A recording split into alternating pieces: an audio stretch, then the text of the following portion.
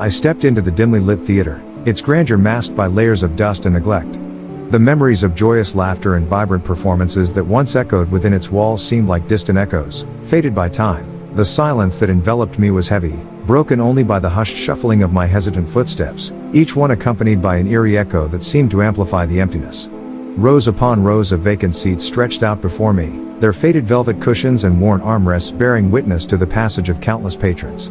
Shadows danced and flickered on the stage, casting unsettling shapes that danced across the peeling wallpaper. The air itself felt stagnant, as though it held the secrets of long-forgotten performances and whispered conversations.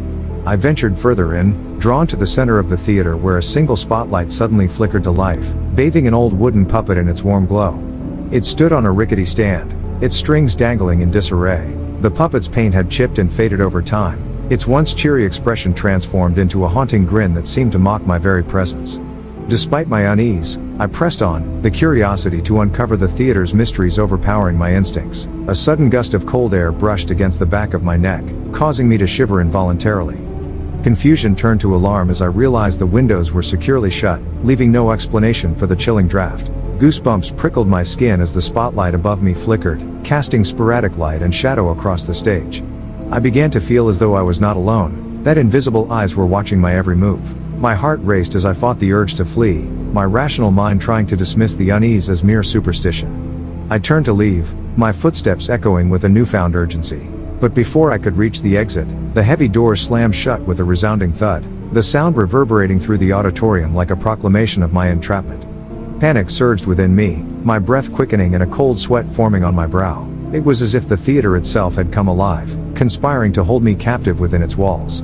It was then that I heard it, a faint, distant laughter that seemed to seep into the very air around me. Each giggle was more distorted and chilling than the last, echoing off the walls and resonating within my mind.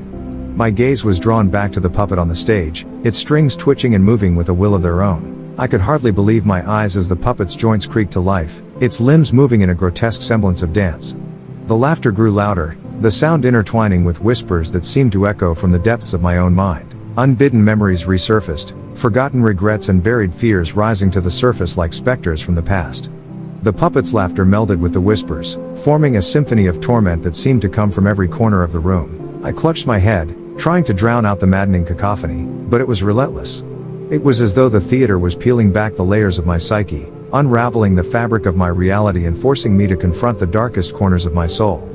Just as I thought I couldn't bear the madness any longer, the laughter stopped abruptly, leaving me in a deafening silence. The puppet's grin twisted into a mournful expression, its painted eyes seemingly filled with sorrow.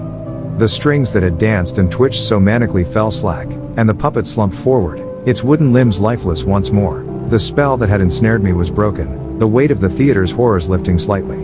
The exit doors creaked open slowly, as though releasing me from a nightmarish embrace. I stumbled out, gasping for air, my mind reeling from the onslaught of emotions and fears that had gripped me.